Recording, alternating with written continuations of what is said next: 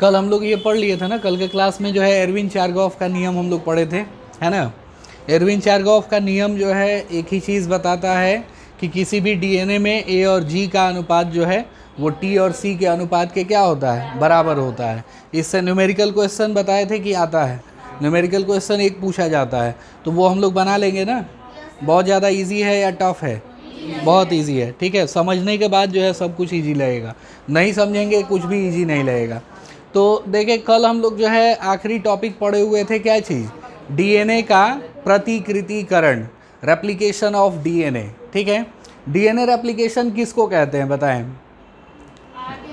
DNA से DNA बनना, समझ में आ रहा है ना। डीएनए का एग्जैक्ट कॉपी बन जाना डीएनए रेप्लिकेशन कहलाता है। और इसकी ज़रूरत कब होती है? जब एक कोशिका का विभाजन होता है। जैसे हम लोग देखें जब एक कोशिका है, एक कोशिका के अंदर जो डीएनए है, ठीक है ना, इस कोशिका को विभाजित होकर और दो कोशिकाएं बनानी हो, तो क्या इन दोनों कोशिकाओं में जनक के डीएनए की ज़रूरत होगी या नहीं होगी बताएं? होगी ना। तो इसी डीएनए का कॉपी होना क्या कहलाता है? प्रतिकृतिकरण। ये डीएनए अगर 2.2 मीटर लंबा है तो वो पहले कितना होगा? 4.4 मीटर लंबा होगा, तब जाके उसको कितने जगह बांटा जाएगा? 2 जगह बांटा जाएगा। तो ये जो 4.4 मीटर हो रहा है 2.2 से, उसी को हम लोग कहते हैं डीएनए का क्या चीज़? प्रतिकृतिकरण। यानी एक डीएनए से कितना डीएनए बन जाना है? 2 डीएनए बन जाना। और ये 2 डीएनए जब बन जाता है उसके बाद कोशिका का विभाजन होता है, और कोशिका जो है वो एक से कितनी होती है? 2 होती है। कोशिका विभाजन किन में होता है? एक कोशिकीय जीवों में या बहुकोशिकीय जीवों में? एक कोशिकीय में नहीं होता है, सभी में होता है, ठीक है ना। सभी जीव कोशिका का विभाजन करते हैं, समझ में आ रहा है ना। सभी जीवों में, चाहे वो एक कोशिकीय हों या फिर बहुकोशिकीय हों, सब में कोशिका का विभाजन होता है, ठीक है। अब एक बात जो है हम लोगों को जानना है, डीएनए का प्रतिकृतिकरण कैसे शुरू होता है। अगर क्वेश्चन पूछा जाए कि डीएनए का प्रतिकृतिकरण जो है वो शुरू कौन कराता है, ये पूरा प्रक्रिया हम लोग कल पढ़ लिए थे ना, लेकिन बताएं जरा शुरू कौन कराता है? डीएनए का प्रतिकृतिकरण कैसे स्टार्ट होता है? उसमें एक एंजाइम की ज़रूरत होती है, डीएनए पॉलीमरेज की ज़रूरत होती है, लेकिन सिर्फ डीएनए पॉलीमरेज से प्रतिकृतिकरण जो है शुरू नहीं हो सकता है, बल्कि उसके लिए एक और चीज़ की आवश्यकता होती है। और पता है वो कौन सी चीज़ है? इसके लिए जो है एक और चीज़ की ज़रूरत होती है। जैसे ई कोलाई का नाम हम लोग सुने होंगे, ई कोलाई का नाम सुने हैं ना हम लोग। तो ई कोलाई में जो है डीएनए का प्रतिकृतिकरण होता है, ठीक है ना। या फिर जो है हम लोग बताएंगे कि उसमें डीएनए का प्रतिकृतिकरण एक स्पेशल जगह से शुरू होता है जिसको प्रतिकृतिकरण का स्थल कहा जाता है, ठीक है ना। डीएनए पे एक विशेष जगह होता है, हर एक जीव के डीएनए पर एक विशेष जगह होता है जहाँ से प्रतिकृतिकरण का प्रारंभन होता है, और जहाँ से प्रतिकृतिकरण का प्रारंभन होगा उसको प्रतिकृतिकरण के प्रारंभन का स्थल कहा जाता है। ओरिजिन ऑफ रेप्लिकेशन बोलते हैं हम लोग। क्या बोलेंगे उसको? ओरिजिन ऑफ रेप्लिकेशन, जो कि हर एक डीएनए में होता है। तो वो जगह आना ये बहुत ज़्यादा ज़रूरी है प्रतिकृतिकरण के शुरू होने के लिए। प्रतिकृतिकरण तभी शुरू होगा जब वो जगह जो है डीएनए पर आ जाएगा। जैसे मान के चलें यहाँ से नहीं आ रहा है, थोड़ा आगे से आ रहा है, यहाँ पे प्रतिकृतिकरण का स्थल दिया है, तो इस डीएनए का प्रतिकृति स्टार्ट होगा यहीं से, और उस समय जो है डीएनए पॉलीमरेज की ज़रूरत होगी। स्टार्ट होने के लिए इसका आना बहुत ज़रूरी है। किसका? ORI का। किसका आना ज़रूरी है? ORI। ORI क्या है? Origin of replication. Origin of क्या चीज़? रेप्लिकेशन। प्रतिकृतिकरण का केंद्र या प्रतिकृतिकरण का स्थल कहते हैं हम लोग इसको। यानी ये वो स्थल होता है डीएनए में जहाँ से प्रतिकृतिकरण की शुरुआत होती है। समझ में आ रहा है ना। तो प्रतिकृतिकरण के बारे में हम लोग बहुत सारी चीज़ें पढ़ लिए थे, समझ में आ रहा है ना, बहुत सारी चीज़ें जो है हम लोग जान लिए थे। तो इसके बाद जो है हम लोगों को देखना है जरा एंजाइम जो है आवश्यक कौन कौन से हैं, किस में? प्रतिकृतिकरण में। आवश्यक एंजाइम जो है वो डीएनए पॉलीमरेज हो गया, डीएनए हेलिकेज हो गया, डीएनए लाइगेज हो गया और आरएनए प्राइमेज हो गया। समझ में आ रहा है ना? इतने सारे एंजाइम जो है कल हम लोगों ने देखे थे। एक बात और हम लोग जाने थे कल कि डीएनए का जो प्रतिकृति होता है ना, वो किस मॉडल पे होता है, किस आधार पर होता है, कल हमने बताया था इसको, अर्ध संरक्षी प्रतिकृतिकरण होता है। क्या होता है डीएनए का प्रतिकृतिकरण? अर्ध संरक्षी प्रतिकृतिकरण होता है, ठीक है ना? और अर्ध संरक्षी प्रतिकृतिकरण का मतलब क्या हुआ, ये हम लोग समझ पाए थे कि नहीं? हर एक डाउट को पूछना है, जहाँ भी जो डाउट हम लोगों का रह गया है। जैसे मान के चलें कि ये जनक का डीएनए है, जिसको हमने किस रंग से सूचित किया है? ब्लू रंग से। जनक के डीएनए को हमने किस रंग से सूचित किया है? ब्लू कलर से। और फिर इसके बाद जो है इस एक डीएनए से कितना डीएनए बना है? दो डीएनए बना है ना, दो पुत्री डीएनए बना है। ये जनकीय डीएनए, तो जनकीय डीएनए से कितने पुत्री डीएनए बना है? 2। अब इन दोनों पुत्री डीएनए में एक बात हम लोग देख रहे हैं, इसमें ब्लू वाला रज्जुक जो है वो कितना आया है? ब्लू वाला रज्जुक जो है 1 आया है। इसके पास ब्लू वाला रज्जुक कितना है? 2 है। और इसके पास ब्लू वाला रज्जुक 1 है। और दूसरा जो डीएनए बना है, दूसरे वाले डीएनए के पास भी ब्लू वाला रज्जुक कितना है बताएं? 1 ही है। यानी जनक के डीएनए का 50% जो है लक्षण, यानी एक रज्जुक जो है इसमें आता है और दूसरा रज्जुक जो है दूसरे वाले डीएनए में जाता है। यानी प्रत्येक डीएनए में जनक का कितना कितना आनुवांशिक पदार्थ संरक्षित रहता है? 50%। संरक्षित रहना मतलब कंजर्व किया जाना, बचाया जाना। तो जनक के डीएनए का कितना प्रतिशत इस डीएनए में बचाया गया? 50%। और जनक के डीएनए का इस दूसरे डीएनए में कितना प्रतिशत बचाया गया? 50%। इसी को कहते हैं अर्ध संरक्षी प्रतिकृतिकरण। अर्ध संरक्षी प्रतिकृतिकरण के बारे में बताया था किन्होंने? बताएं। जेम्स वाटसन और फ्रांसिस क्रिक ने। कब बताया था? सन 1953 में। समझ में आ रहा है ना? सन 1953 में। बाद में और भी बहुत सारे साइंटिस्ट आए जिन्होंने इसका प्रायोगिक प्रमाण दिया था, ठीक है ना? जिन्होंने क्या दिया था? इसका प्रायोगिक प्रमाण दिया था। समझ में आया ना? किस चीज़ का प्रायोगिक प्रमाण बताएं? अर्ध संरक्षी प्रतिकृतिकरण का प्रायोगिक प्रमाण दिया गया था, ठीक है ना? किनके द्वारा? ये 2 लोग थे, मैथ्यू मेसलसन और फ्रैंकलिन अस्थल। नाम याद रहना चाहिए इनका, मैथ्यू मेसलसन और फ्रैंकलिन अस्थल। इन 2 लोगों ने प्रायोगिक प्रमाण दिया था, ये प्रूफ करके दिखाया था कि डीएनए का जो प्रतिकृतिकरण होता है वो अर्ध संरक्षी विधि द्वारा होता है, सेमी कंजर्वेटिव रेप्लिकेशन होता है। समझ में आ रहा है ना? और सेमी कंजर्वेटिव रेप्लिकेशन को फिर से एक और साइंटिस्ट के द्वारा प्रूव किया गया था, उनका नाम था टेलर। साइंटिस्ट का नाम क्या था? टेलर। उन्होंने भी अलग अलग चीज़ों पे जो है अपना प्रयोग किया हुआ था। तो इन 2 प्रयोगों को पढ़ना है, एक फ्रैंकलिन अस्थल और मैथ्यू मेसलसन का प्रयोग, और दूसरा जो है हम लोग पढ़ेंगे टेलर का प्रयोग। समझ में आ रहा है ना? लेकिन उससे पहले थोड़ा जान लेते हैं कि ये प्रतिकृतिकरण कब होता है। कोशिका में अलग अलग प्रकार की कोशिकाएं होती है ना? कोशिकाएं कितने प्रकार की होती हैं? कौन कौन? यूकैरियोटिक और प्रोकैरियोटिक। तो यूकैरियोटिक कोशिका में प्रतिकृतिकरण कब होता है और प्रोकैरियोटिक कोशिका में प्रतिकृतिकरण कब होता है, ये हम लोग जानेंगे अभी, ठीक है? तो देख लेते हैं जरा प्रतिकृतिकरण का समय, हम लोग देख लेते हैं प्रतिकृतिकरण ये किस समय में होता है, ठीक है? डीएनए रेप्लिकेशन जो होता है वो किस टाइम में होगा। तो सबसे पहले हम लोग देख लें एक कोशिका किस में बताएं? प्रोकैरियोटिक कोशिका में।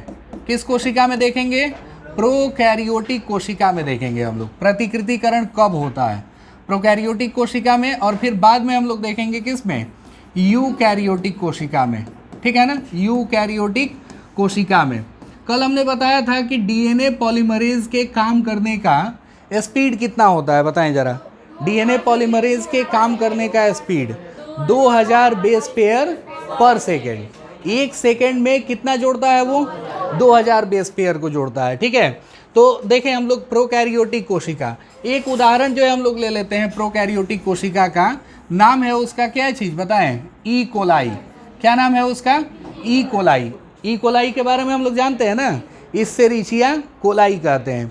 तो इसेरिचिया कोलाई में जो जनन की प्रक्रिया होती है ये विखंडन द्वारा होती है। जनन की प्रक्रिया किसके द्वारा होती है बताएं?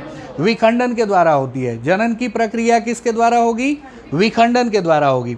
तो इसेरिचिया कोलाई को 20 मिनट चाहिए, 20 मिनट चाहिए इसको, 20 मिनट चाहिए क्या होने के लिए बताएं? 1 से 2 होने के लिए। 1 से कितना होने के लिए? 2 होने के लिए। 1 से 2 होने के लिए इसको कितना देर चाहिए? 20 मिनट चाहिए। अर्थात इसकी एक पीढ़ी जो है, इसका एक जनरेशन कितने देर का होता है? 20 मिनट का होता है। आगे हम लोग और इसको 20 मिनट देते हैं, आगे और 20 मिनट देते हैं तो क्या देखने को मिलेगा बताएं ज़रा?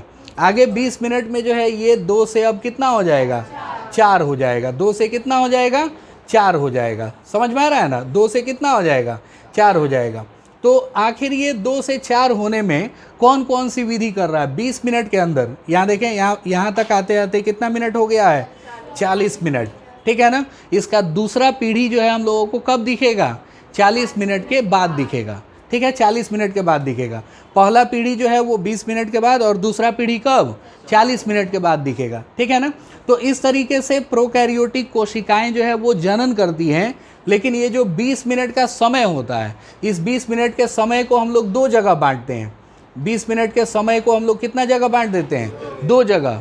और 2 जगह क्यों? क्योंकि देखिए 18 मिनट जो है, 18 मिनट इसको लगता है डीएनए का रेप्लिकेशन करने में। डीएनए का रेप्लिकेशन करने में इसको कितना टाइम लगता है? 18 मिनट का। और इसको 2 मिनट का समय लगता है क्या करने में बताएं? कोशिका विभाजन। ठीक है ना? Cell division. सेल डिवीज़न यानी कोशिका क्या चीज़? विभाजन। कोशिका विभाजन करने में ई कोलाई को कितना समय लगता है? 2 मिनट। और अपने डीएनए को रेप्लिकेट करने में, अपने डीएनए का रेप्लिका बनाने में कितना समय लगता है? 18 मिनट। तो इसको हमने 18 मिनट दिया, ये डीएनए का रेप्लिकेशन कर लिया। इसको हमने 2 मिनट और दिया तो ये अपना सेल क्या कर लिया? डिवाइड कर लिया। समझ में आ रहा है ना? यानी सेल डिवाइड होने के पहले इसमें क्या हो रहा है बताएं? डीएनए का रेप्लिकेशन हो रहा है। समझ में आ रहा है ना? तो डीएनए का रेप्लिकेशन प्रोकैरियोटिक कोशिकाओं में कब होता है हम लोग क्या बताएंगे? विभाजन से पहले, विखंडन से पहले। प्रोकैरियोटिक जीवों में कोशिका का प्रतिकृतिकरण विखंडन से क्या होता है? पहले होता है। ये बहुत अच्छी बात है। विखंडन से क्या होगा बताएं? पहले। प्रोकैरियोटिक कोशिकाओं में डीएनए का रेप्लिकेशन कब होता है?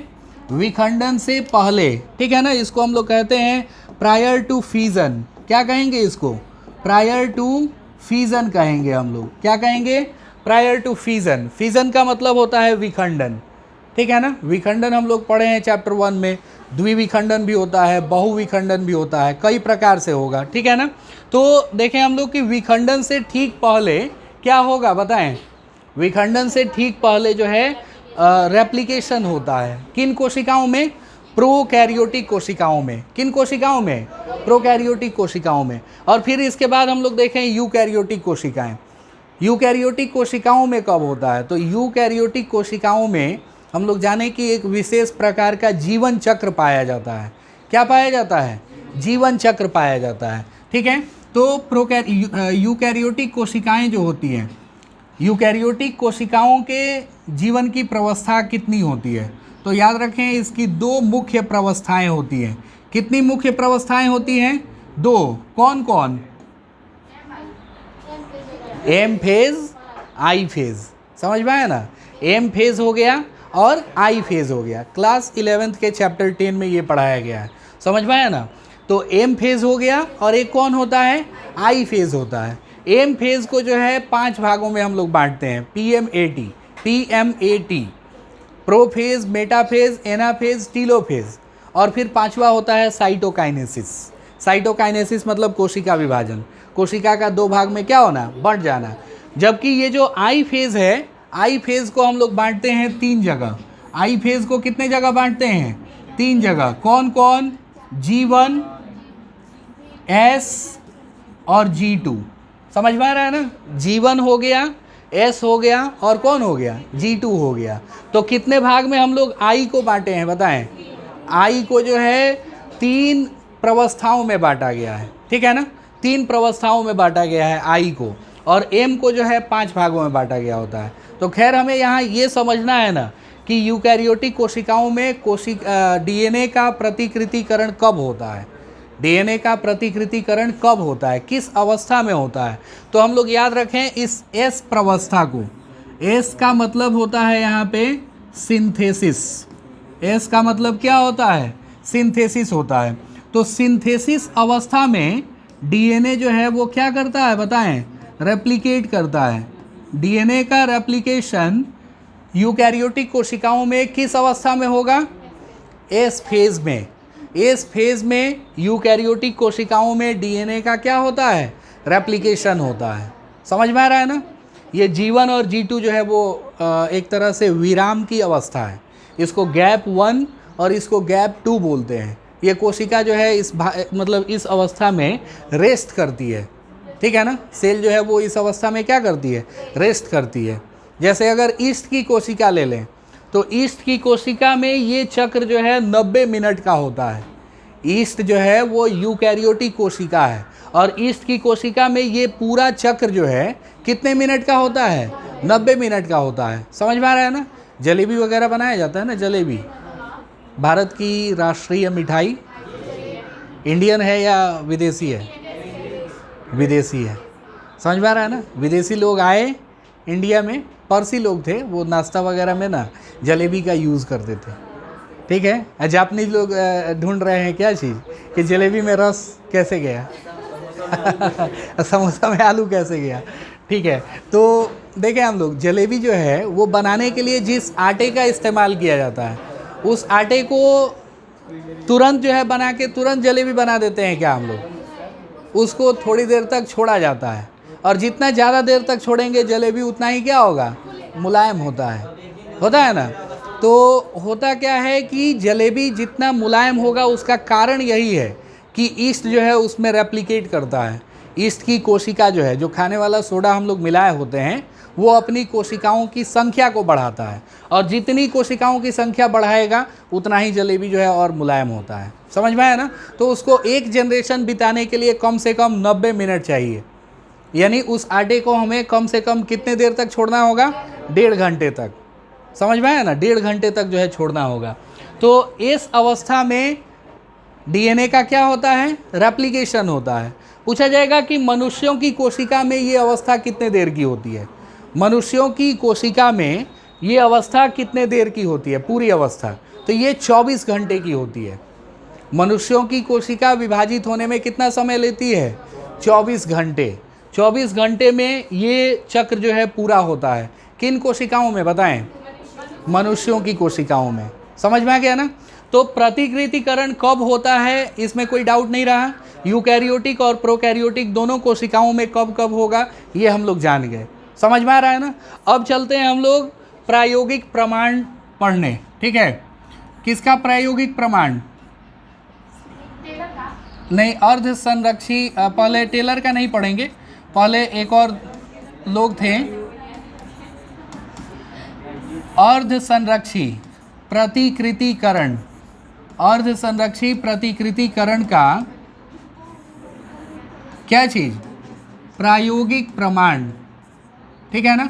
अर्ध संरक्षी प्रतिकृतिकरण का प्रायोगिक प्रमाण, ठीक है ना। ये हम लोग देख लेते हैं। एक्सपेरिमेंटल प्रूफ जो है वो किसने दिया था अर्ध संरक्षी प्रतिकृतिकरण का, उसको हम लोग देखेंगे, ठीक है। तो चले देखें, इसको वेरीफाई करने वाले जो है 2 वैज्ञानिक थे। सबसे पहले तो हम लोग ये बात जाने कि इस प्रयोग को किया गया था सन 1958 में। इस प्रयोग को कब किया गया था, सन 1958 में किया गया था। और पूछा जाएगा किन के द्वारा किया गया था, पूछा जाएगा बताइए किन के द्वारा किया गया था। तो हम लोग बताएंगे 2 नाम, ठीक है ना। एक नाम हम लोग बता देंगे मैथ्यू मेसलसन, ठीक है ना, मैथ्यू मेसलसन, मैथ्यू मेसलसन, ठीक है। और मैथ्यू मेसलसन के बाद एक और दूसरे साइंटिस्ट थे इनके दोस्त, ठीक है ना, नाम है उनका फ्रैंकलिन। फ्रैंकलिन क्या चीज़, स्थल, फ्रैंकलिन स्थल, ठीक है ना। अलग अलग तरीके से ये लिखता है, कहीं कहीं हम लोग देखेंगे स्टॉल भी लिख दिया होता है। क्या लिख दिया होता है इनको, स्टॉल, ठीक है। इनका स्पेलिंग था STHAL, ठीक है ना, STHAL। तो ये दो नाम याद रखेंगे हम लोग, कौन कौन, मेसल्सन और अस्थल। हम लोग जानते हैं साइंटिस्ट लोगों का जो भी नाम होता है उसमें से एक मेन कीवर्ड चुना जाता है। तो यहाँ पे इनका मेन कीवर्ड कौन है, याद रखें हम लोग, मेसल्सन, और दूसरा कौन, अस्थल, ठीक है ना। तो इसको हम लोग मेसल्सन अस्थल का प्रयोग भी करते हैं, मेसल्सन और किसका, अस्थल का प्रयोग। तो इन्होंने अपना प्रयोग किस पर किया था ये देखना है हम लोगों को। तो इन्होंने अपना प्रयोग किया था एक जीवाणु पे, नाम था उसका क्या चीज़ बताएं, बहुत बढ़िया, ई कोलाई नाम जो है हम लोग कितनी बार पढ़ चुके हैं अभी, कम से कम 5-6 बार पढ़ चुके हैं ना, कम से कम 5-6 बार पढ़ चुके हैं। अच्छा एक बात बताएं, ई कोलाई ही जीवाणु क्यों लिया जा रहा है, सवाल ये है, ई कोलाई जीवाणु क्यों लिया जा रहा है। बहुत बढ़िया है। एक तो इसकी जो जीवन चक्र होती है, जीवन अवधि होती है, बहुत कम समय की होती है, बहुत जल्दी हम लोग एक्सपेरिमेंट कर सकते हैं, अपना जो भी मतलब प्रूफ हम लोग देना चाहते हैं उसको एक्सपेरिमेंट जो है कर सकते हैं हम लोग इसमें बहुत जल्दी से, ठीक है ना, इसलिए ई कोलाई को चुना जाता है। दूसरा कि ये एकदम सरल कोशिका है, जटिल कोशिका नहीं है, समझ में आ रहा है ना। तो इस कारण से ई कोलाई को चुना जाता है। अभी 10-20 बार और पढ़ना है ई कोलाई, क्लास 12th में ई कोलाई अभी और आएगा, ठीक है ना, और लगभग हर चैप्टर में मिलेगा हम लोगों को। तो देखें ई कोलाई जीवाणु को ये लोग पाले हुए थे, समझ में आया ना, ई कोलाई जीवाणु को ये पाले हुए थे, किस में पाले हुए थे, तो ई कोलाई जीवाणु को ये पाल रहे थे NH4Cl, याद रखें NH4Cl। कौन बताएंगे NH4Cl क्या है, अमोनियम क्लोराइड। क्या है ये, अमोनियम क्लोराइड है। NH4Cl क्या है, अमोनियम क्लोराइड। NH4Cl का ये एक समस्थानिक लेते हैं, समस्थानिक किसको कहते हैं,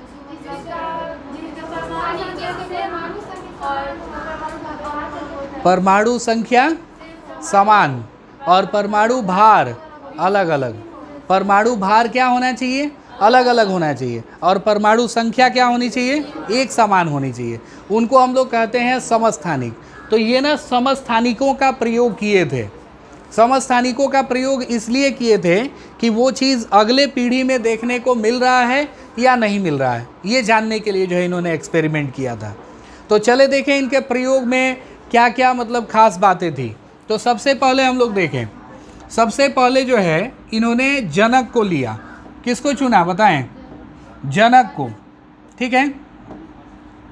देखें यहाँ सबसे पहले ई कोलाई की एक पीढ़ी इन्होंने ली जिसको हम लोग जनक पीढ़ी के नाम से जाने, ठीक है ना, जनक पीढ़ी।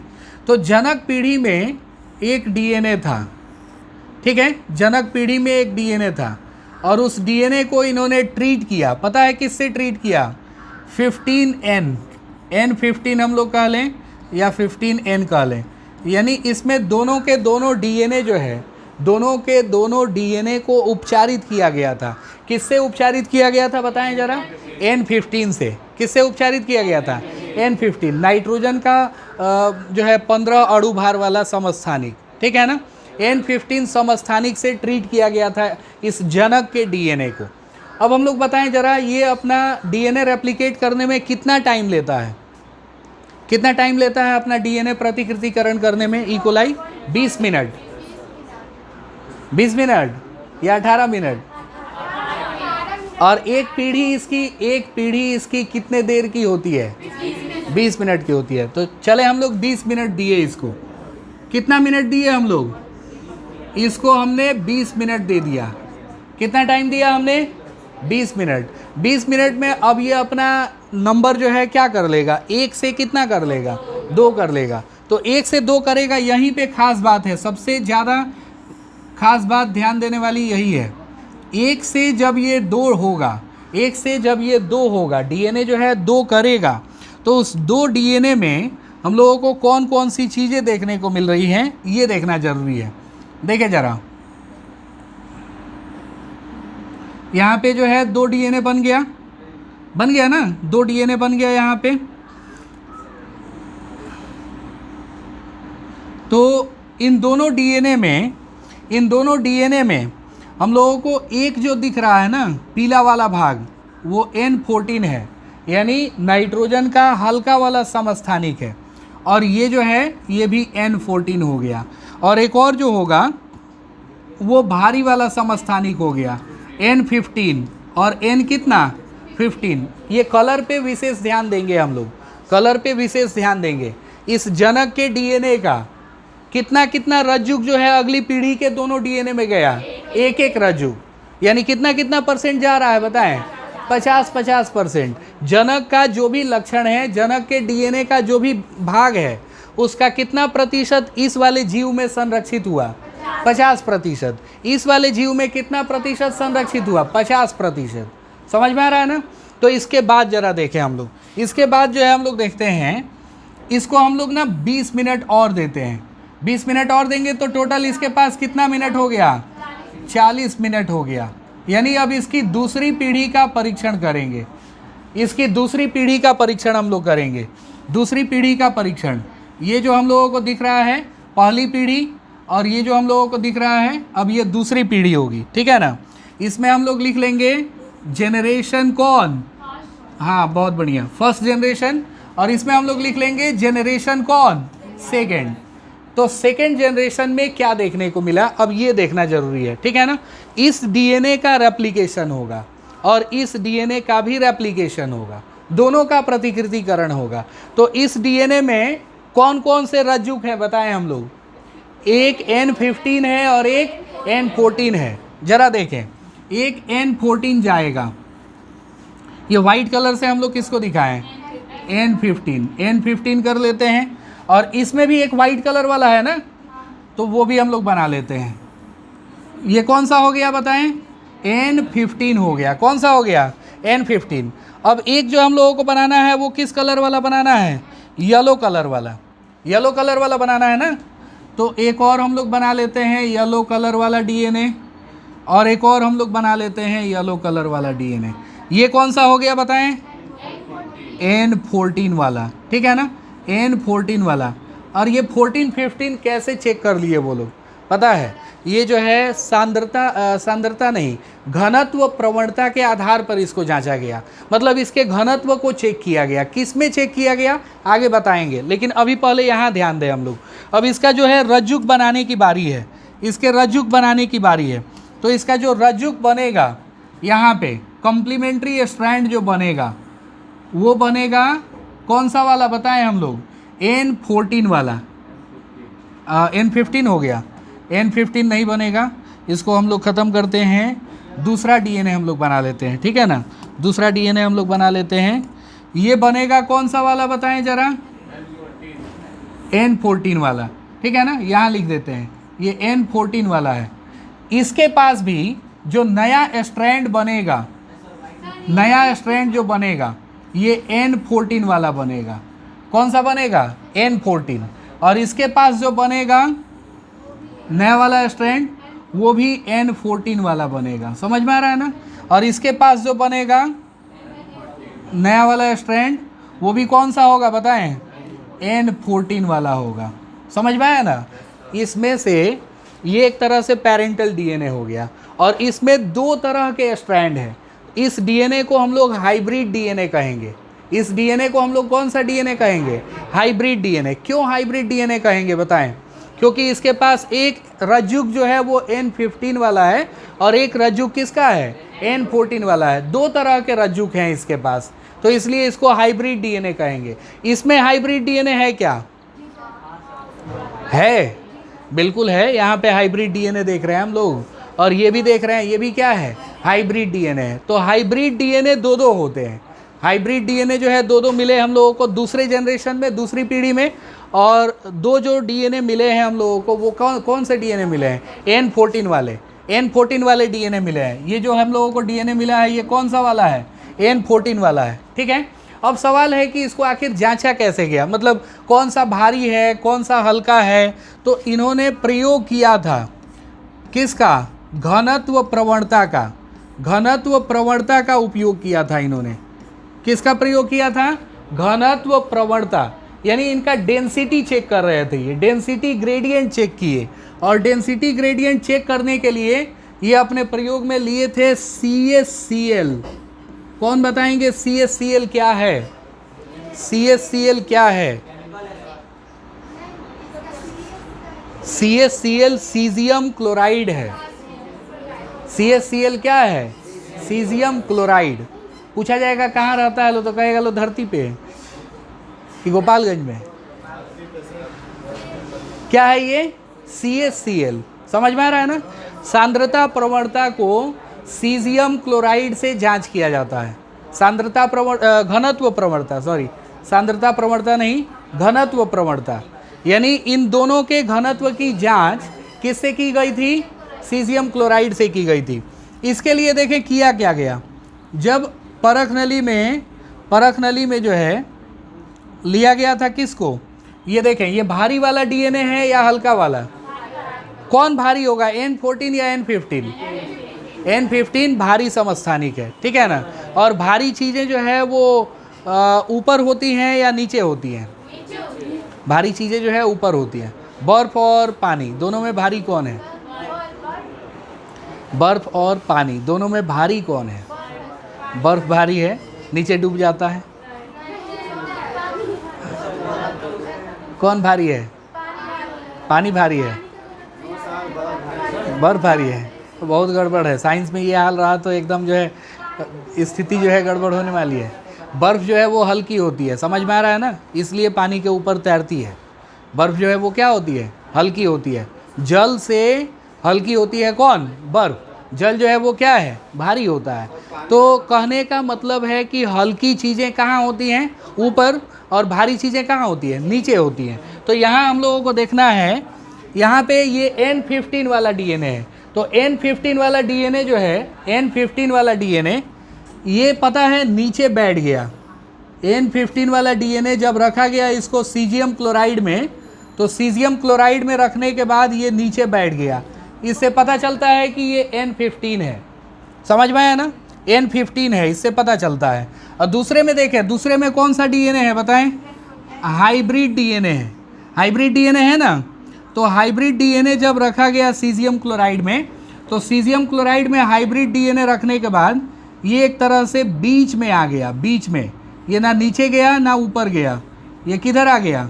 बीच में। तो इससे साबित होता है कि इसके पास N15 भी है और N14 भी है।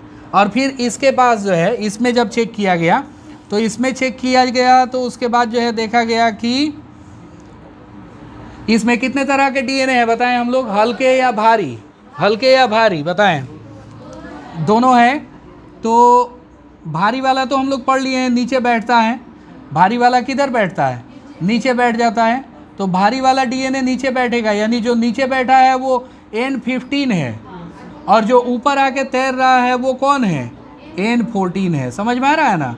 तो इस तरह से उन्होंने जांच करी थी, ये प्रयोग करके बताया था कि डीएनए का जो प्रतिकृतिकरण होता है वो अर्ध संरक्षी विधि द्वारा होता है। किसके द्वारा होता है? अर्ध संरक्षी विधि द्वारा होता है। समझ में आ गया ना? तो ये प्रयोग किनका था बताएं? किसमें किसमें? क्योंकि जब रेप्लिकेशन होगा ना तो N14 जो है वो ऑलरेडी इसेरिचिया कोलाई चूज़ करता है, प्रीफर करता है वो। N14 से हम लोग तो N15 से ज़बरदस्ती ट्रीट किए थे ना, ट्रीट किए थे, तो वो एक ही रज्जुक में देखने को मिल सकता है। ठीक है ना? यही देखना है हम लोगों को। यहाँ पे कितने डीएनए बने हैं? चारों में से कितने में N15 मिला है बताएं? 4 डीएनए हैं, तो रज्जुक कितने हैं? रज्जुक 8 होंगे। 8 रज्जुक में से कितने रज्जुक में N15 मिला है? 2 में। बाकी 6 के 6 क्या हैं? N14 वाले हैं। तो कहने का मतलब है कि जनक का जो अवशेष है वो मिलेगा, हर पीढ़ी में मिलेगा, लेकिन सिर्फ आधा, सिर्फ जो है कितना मिलेगा? आधा मिलेगा। ठीक है, यही चीज़ यहाँ पे देखना था हम लोगों को। ये अर्ध संरक्षी प्रतिकृतिकरण का प्रायोगिक प्रमाण है। समझ में आ गया ना? इसके बाद जो है एक और एक्सपेरिमेंट हम लोग देखने वाले थे। किनका एक्सपेरिमेंट बताएं? टेलर। ठीक है ना? टेलर और कौन बताएं? उनके सहकर्मी। सहपाठी हम लोग लिख लेते हैं। सहपाठी किसको कहते हैं? अच्छा, क्लासमेट, बहुत अच्छी बात है। तो क्लासमेट्स यानी कलीग्स, समझ में आया ना। तो टेलर और उनके कलीग्स ने 1958 में ही ये एक्सपेरिमेंट किया था। कब किया था अपना एक्सपेरिमेंट? 1958 में। और इससे पूछा जाता है कि इन्होंने अपना प्रयोग किस पर किया था। ठीक है, तो इन्होंने अपना प्रयोग किया था विसिया फाबा। क्या नाम है? विसिया क्या चीज़? फाबा। विसिया फाबा पे इन्होंने अपना प्रयोग किया था। इसको हम लोग फाबा बीन्स बोलते हैं। बीन्स हम लोग जानते हैं क्या? बीन्स जानते हैं ना? बीन्स की क्या खाते हैं? सब्जी खाते हैं। तो फावा बीन्स जो है, बीन का ही एक वैरायटी है। ठीक है, और फावा बीन्स का साइंटिफिक नेम क्या है? विसिया फाबा। विसिया फाबा। तो इनका प्रयोग जो था 1958 में हुआ था। और किस पर हुआ था? फावा बीन्स पे। समझ में आया ना? फावा बीन्स पे इन्होंने अपना प्रयोग किया था। इनके प्रयोग में बस इतनी ही बात हमको याद रखनी है। यहाँ थोड़ा रिलैक्सेशन मिला है, समझ में आया ना? इतना ही बात याद रखना है कि इनका प्रयोग कब हुआ था बताएं? सन 1958 में। किस पर हुआ था? विसिया फावा पे, फावा बीन्स पे हुआ था। दोनों में से कोई नाम याद रखें हम लोग। एक वैज्ञानिक नाम है और एक उसका जो है कॉमन नेम है। ठीक है ना? तो ये दोनों नाम हम लोगों को याद रखना है। अब इसके बाद जो है हम लोगों को पढ़ना है अगला टॉपिक। और अगला टॉपिक हम लोगों का होगा कौन सा बताएं? टॉपिक का नाम है आरएनए क्या चीज़? संसार। ठीक है ना? आरएनए संसार, जिसमें क्वेश्चन था कि सर आरएनए किसको कहते हैं? एमआरएनए। ठीक है, सब तरह का आरएनए हम लोग पढ़ेंगे। आरएनए के बारे में हम लोग जाने जरा। आरएनए है क्या? एक्चुअली आरएनए क्या होता है? ठीक है, तो हमने शुरुआत में पढ़ाया था कि न्यूक्लिक अम्ल कितने प्रकार के होते हैं? 2 प्रकार के। एक होता है डिऑक्सी न्यूक्लिक अम्ल और एक होता है डिऑक्सी राइबोन्यूक्लिक अम्ल और एक राइबोन्यूक्लिक अम्ल। 2 तरह के न्यूक्लिक अम्ल होते हैं। एक जो है आरएनए हो गया, एक डीएनए हो गया। राइबोन्यूक्लिक अम्ल और डिऑक्सी राइबोन्यूक्लिक अम्ल। तो ये राइबोन्यूक्लिक अम्ल जो होते हैं क्या हैं? तो हम लोग हमेशा याद रखें, राइबोन्यूक्लिक अम्ल ये प्राचीन आनुवांशिक पदार्थ हैं। प्राचीन आनुवांशिक पदार्थ का मतलब क्या हो गया? पुराने समय का आनुवांशिक पदार्थ। यानी कहा जाएगा कि सबसे पहले जीवों में आनुवांशिक पदार्थ क्या डीएनए होता था या आरएनए होता था? तो हम लोग क्या बताएंगे? आरएनए होता था। ठीक है ना? मतलब पुराने जो जीव थे उनमें आनुवांशिक पदार्थ कौन होता था? आरएनए होता था। आनुवांशिक पदार्थ उनमें कौन होता था? आरएनए होता था। आरएनए पाया जाता था। थोड़ा थोड़ा जो है आरएनए में चेंज हुआ और वो बन गया क्या चीज़? डीएनए। आरएनए में थोड़ा सा बदलाव हुआ और वो क्या बन गया? डीएनए बन गया। तो एक बार देखेंगे क्या बदलाव हुआ। तो सबसे पहले हम लोग याद रखें कि आरएनए जो है वो एकल रज्जुकीय होता है। आरएनए कैसा होता है बताएं? एकल रज्जुकीय होता है। डीएनए कैसा होगा? द्विरज्जुकीय। और आरएनए कैसा होगा? एकल रज्जुकीय संरचना होती है। आरएनए कैसी संरचना है? एकल रज्जुकीय संरचना है।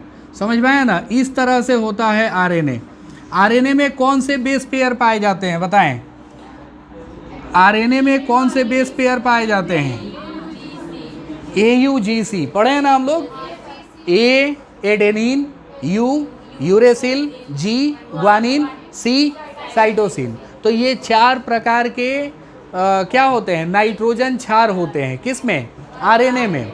अब देखें जरा, जब हम लोग देखेंगे कि 5वें सिरे पर, ठीक है ना, 5वें सिरे पर मिथाइल समूह जुड़ता है। कौन सा समूह जुड़ता है? मिथाइल समूह जुड़ता है। किसके?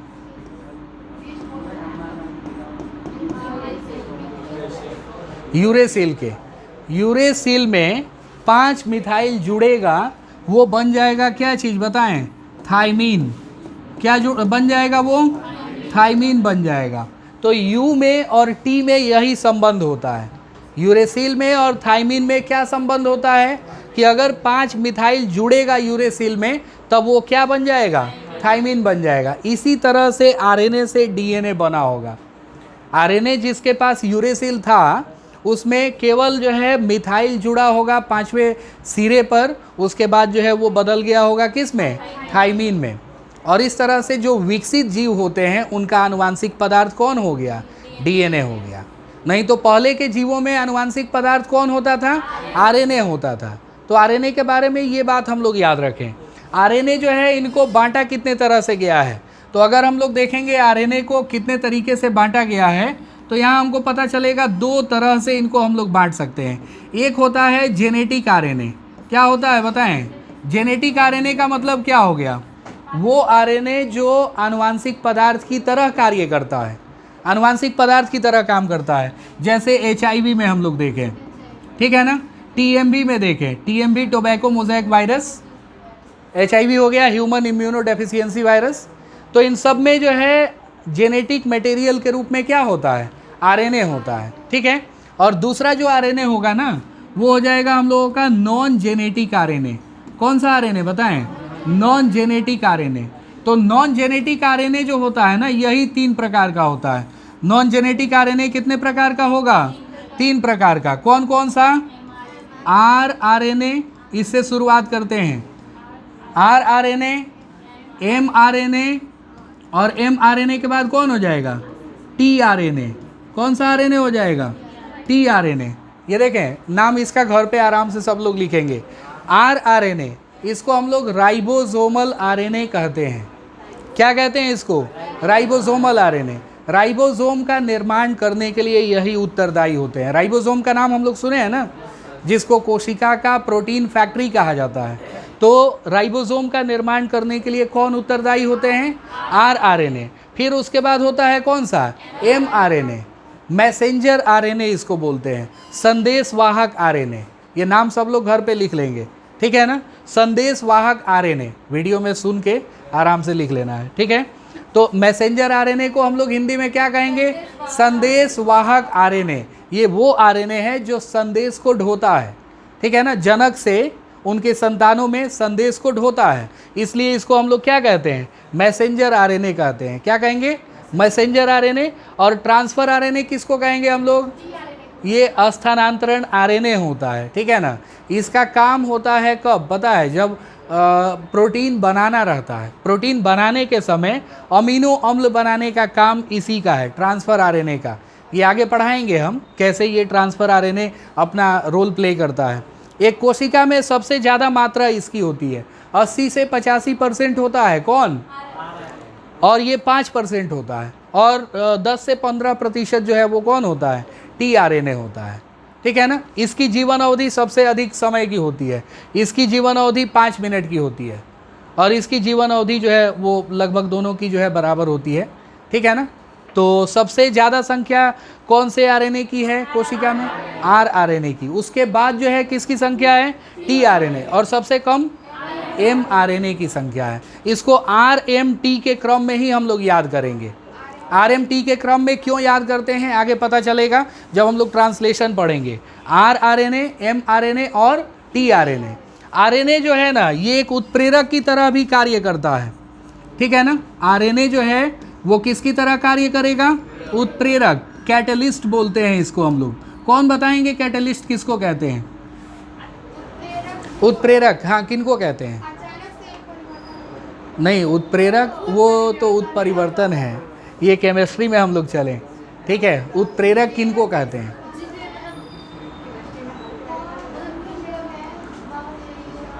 कहीं पे भी जो है ना पता है क्या होता है, जब झगड़ा होगा तो एक आदमी आएगा जो एक बात कहेगा और झगड़ा और तेज हो जाएगा, समझ में आया ना, कह के निकल लेगा वो। ये उत्प्रेरक भी वही होते हैं। उत्प्रेरक जो है क्या है कि ये रासायनिक अभिक्रिया में भाग तो नहीं लेते हैं लेकिन रासायनिक अभिक्रिया की दर को नियंत्रित करते हैं, ठीक है ना। रासायनिक अभिक्रिया, केमिकल रिएक्शन का जो रेट होता है ना उस रेट को कंट्रोल करते हैं। ये समझ में आ रहा है ना, केमिकल रिएक्शन के रेट को कंट्रोल करते हैं कौन, उत्प्रेरक। समझ में आ रहा है ना। तो एक आरएनए उत्प्रेरक का नाम अगर पूछा जाए हमसे कि बताइए एक आरएनए उत्प्रेरक का नाम क्या है, तो हम लोग नाम लेंगे राइबोजाइम। क्या नाम लेंगे? राइबोजाइम। क्या नाम लेंगे हम लोग? राइबोजाइम। राइबोजाइम क्या है?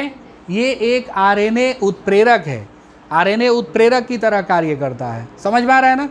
आरएनए जो होता है ये बहुत ज़्यादा सक्रिय होता है। आरएनए जो है वो बहुत ज़्यादा क्या होता है? सक्रिय होता है। अस्थाई होता है क्या? अस्थाई होता है क्या? जो सक्रिय होगा वो अस्थाई नहीं होगा, ये बात हम लोग याद रखें। तो आरएनए जो है इसके बारे में एक और बात हम लोग ये याद करेंगे कि ये कैसा होता है बताएं? अस्थाई होता है। आरएनए कैसा होता है? अस्थाई होता है। आरएनए में उत्परिवर्तन की दर जो होती है ना वो बहुत ज़्यादा होती है, क्योंकि ये अस्थाई है, ये सक्रिय है, अलग अलग प्रकार के अणुओं को अपने अंदर जोड़ लेता है और अपना रूप बदल लेता है। ठीक है ना? इसलिए विषाणु जो आरएनए वायरस वाले होते हैं, आरएनए वाले जो विषाणु होते हैं उनमें उत्परिवर्तन की दर ज़्यादा देखने को मिलती है। अभी तक HIV का जो है करीब करीब 43 स्ट्रेन आ चुका है। स्ट्रेन मतलब उसका रूप। HIV का कितना रूप जो है सामने आ चुका है? 43। समझ में आ रहा है ना? 43 जो है स्ट्रेन, 43 नहीं, ये 80 के आसपास है। 43 साल से उन पे प्रयोग चल रहा है, 80 के आसपास जो है इनका रूप देखा गया है। समझ में आ रहा है ना? 43 साल से इन पे प्रयोग चल रहा है। ठीक है, तो ये है आरएनए के बारे में। आरएनए के बारे में इस बुक में हम लोगों को अब इससे ज़्यादा कुछ और नहीं जानना है। समझ में आ रहा है ना? तो आरएनए के बारे में हम लोग समझ गए। अब अगले दिन के क्लास में हम लोग पढ़ेंगे अनुलेखन को। प्रतिकृतिकरण पूरा हुआ, अब अनुलेखन, और फिर उसके बाद अगला टॉपिक आएगा अनुवादन।